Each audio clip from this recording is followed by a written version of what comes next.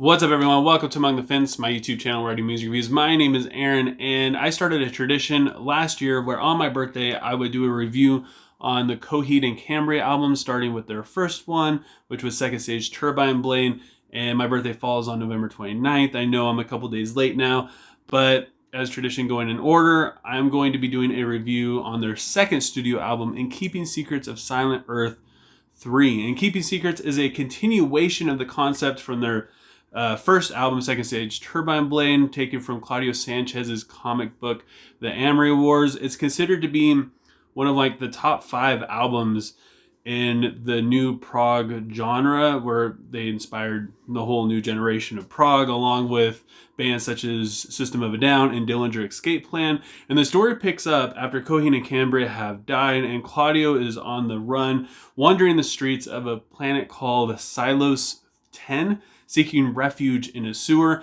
And the album opens up about 10 years after this with the song The Ring in Return that has an epic piano part in the intro, and you hear a phone ringing, and it's basically Claudio calling his girlfriend Nuo. He's finally returned back to his home planet to tell her everything that's happened, but when she picks up the phone, he's too afraid, so he ends up hanging up. And you can hear Claudio say, "Hello, Apollo. Where should I begin?" And Apollo is Nuo's dog, so he's standing basically like in her backyard talking to her dog as he's getting ready to tell the story of what's happened in the past 10 years, which is the story of In Keeping Secrets of Silent Earth 3. And then we have the title track, which is arguably one of the greatest Coheed and Cambria songs ever written, or even probably like one of the best prog songs written within this time.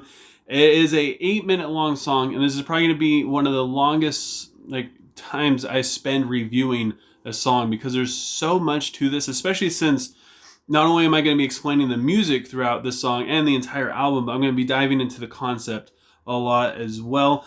It starts out with this beautiful ballad, and the song describes Jesse Kilgammon, which is Claudio's uncle or Coheed's brother. He's the leader of the rebel forces, and it's his first encounter with the leader of Willem Ryan's forces, Mayo Wolf. And I explained in my last review that Willem Ryan is kind of like the Sith Lord in the story, and Mayo Wolf is kind of like Darth Vader, only in terms of rank. They're not similar whatsoever outside of that. And the first minute of the song is an incredible buildup into one of the coolest riffs that I've ever heard, especially from something so simple like this. And the first verse is basically signaling the impending doom of the battle that's about to take place, as the Grail Arbor, Jesse's spaceship, has been hiding in the ocean depths of Silent Planet 3, and Mayo, who has been searching for them, has finally found them. The pre-chorus is pretty energetic, and it reminds us that despite Willem Ryan's efforts to kill the one who was prophesied to stop him, Claudio, kind of like in a Harry Potter sort of sense, he was still born and he is still out there. And the chorus has Mayo Wolf yelling, "Man your own jackhammer," which is basically like a battleship. And Jesse yells, "Man your battle stations."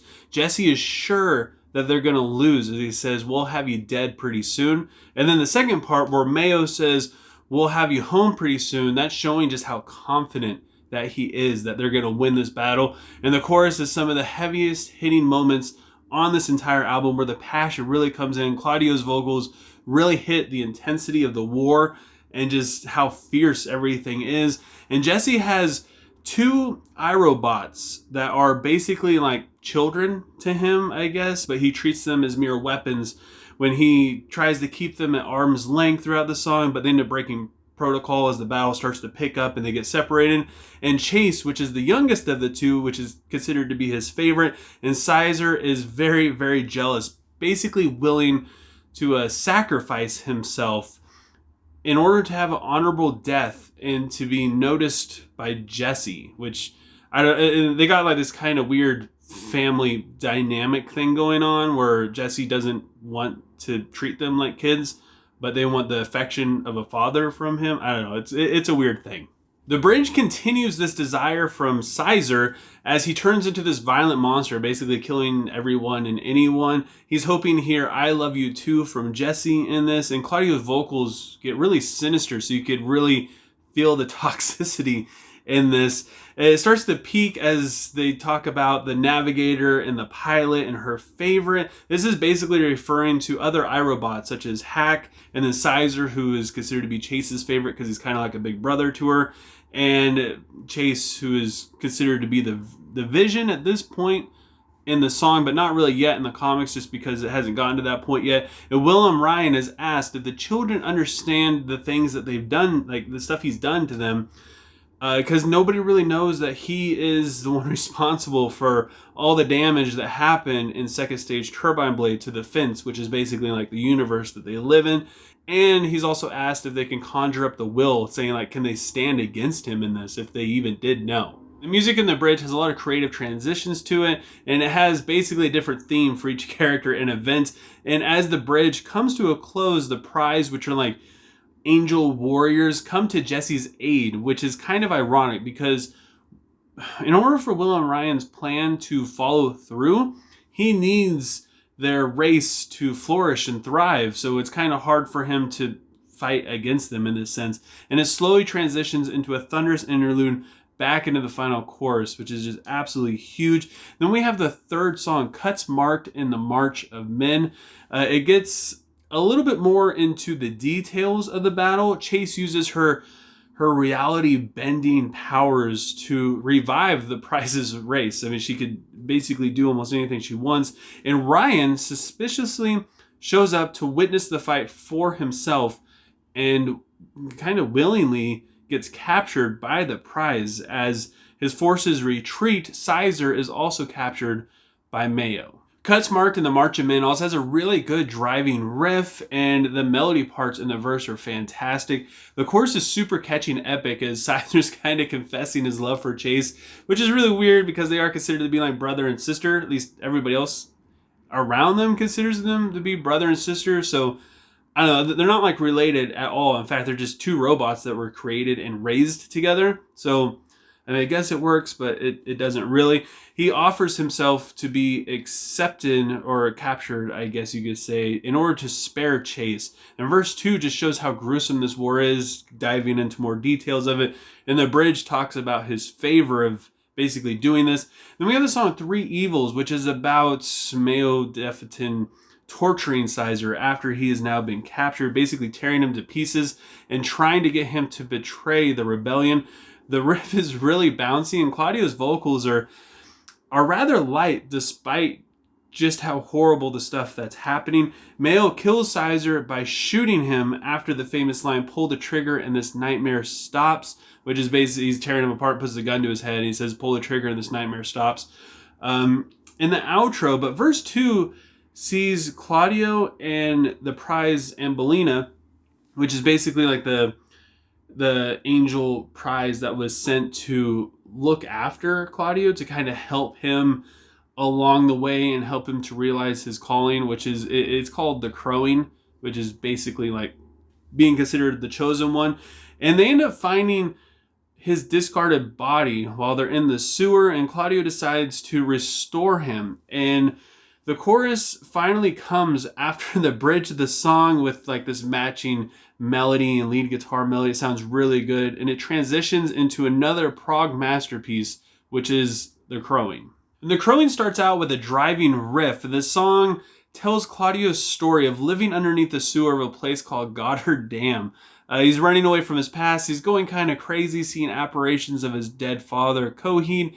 He ends up meeting Ambelina, and he comes to a realization that he is the Crowing. He's the chosen one who's destined to destroy all evil, and he's coming to the grips with the fact that he might have to kill everyone in this process. And The Crowing has a brilliant build as it progresses without you really even knowing it until it's basically too late and you're in the meat of the song. The chorus is kind of a moment of enlightenment, where the bridge is more of like it goes back to the narrator of Claudio talking to Apollo and his fear of talking to Nuo and basically telling her all this stuff.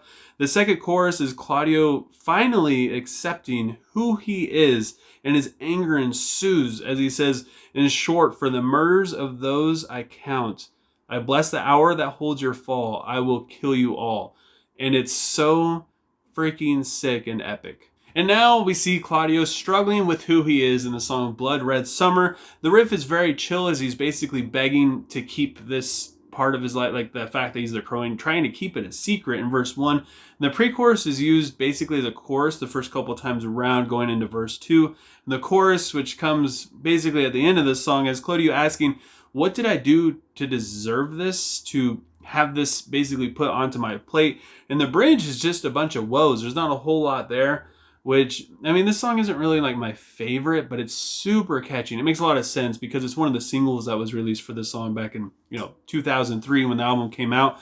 And then we have the song The Camper Valorium Part 1, Faint of Heart. And it starts the back half of the album with a very playful lead guitar melody.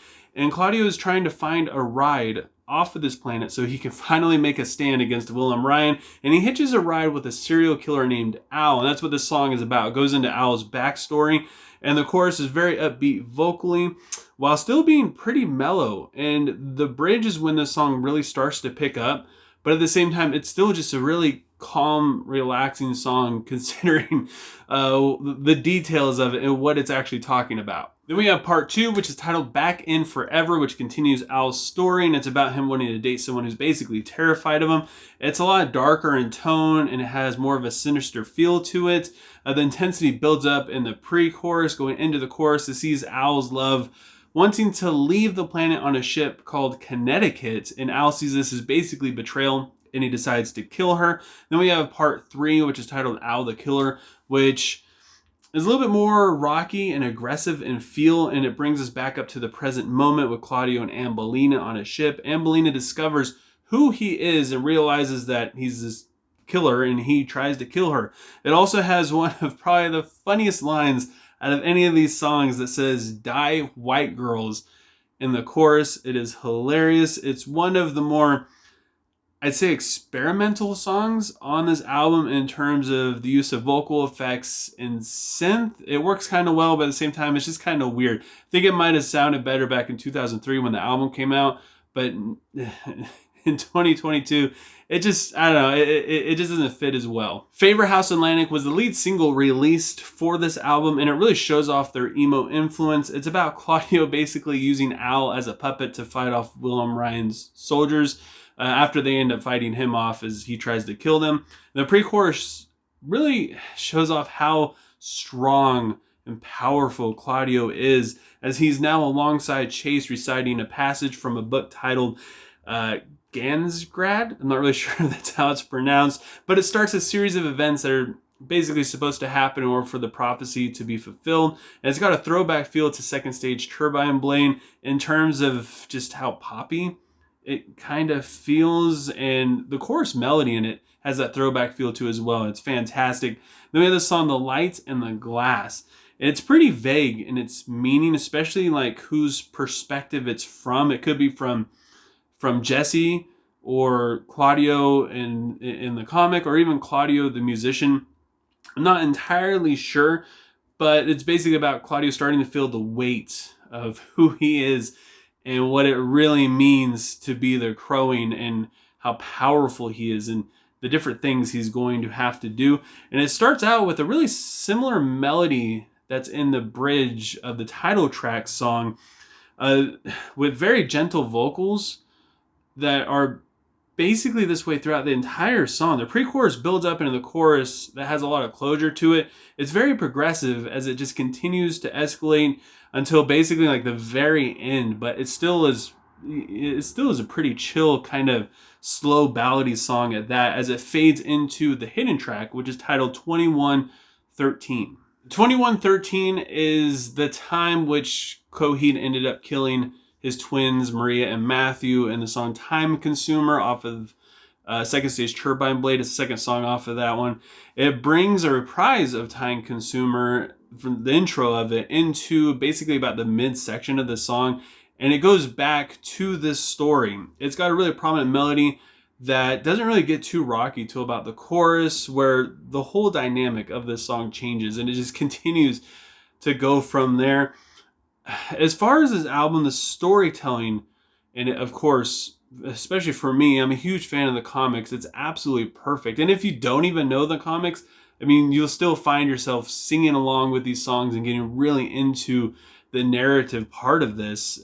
Like a song that's really bouncy and playful could be singing about the horrors that are going on in battle. So even the music really matches just the whole vibe that Claudio is kind of trying to hide, like what's going on in this. I really enjoy that he doesn't, if a song is about a gruesome battle, he's not, the music doesn't portray that.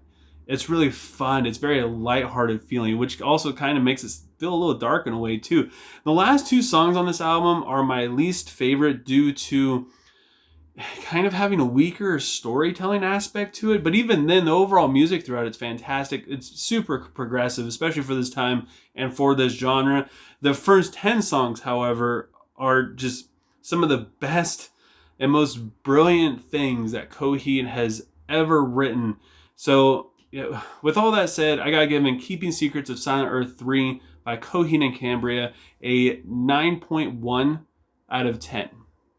But I want to know what you guys think. I mean, this is a very old album. It's going on almost 20 years old now. So I know there's a lot of people who've listened to it. I know there's a lot of huge fans of Coheed, and even people who probably just hate them because they don't like Claudio's voice, which is 100% understandable. So yeah, leave a comment below letting me know what you think of In Keeping Secrets of Silent Earth 3. Let me know what your favorite song is and what you would rate it.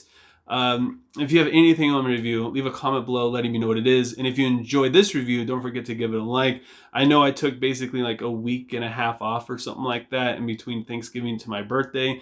It was really crazy, but don't worry, I'm going to get back on it. We're going to get 3 videos out again really soon. I just wanted to make sure I got this review finished before I did anything else. So yeah, don't worry, I'm going to continue to get back on that horse and we're going to get going again. And I hope you guys have a good rest of your day or night whenever you happen to be watching this. And I will talk to you guys next time. I was